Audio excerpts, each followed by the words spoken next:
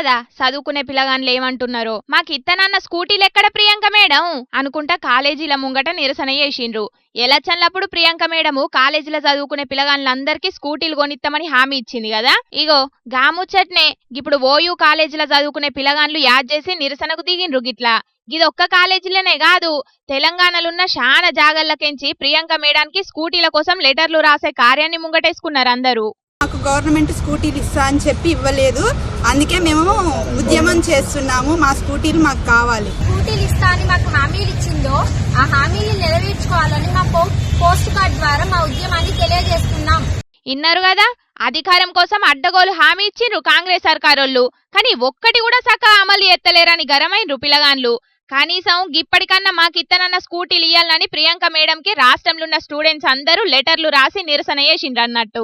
అటు రైతులకిచ్చిన హామీలు సక్కగా అమలు చేయలేరు, ఇటు సంక్షేమ పథకాలను కూడా సక్కగా అమలు చేస్తలేరు.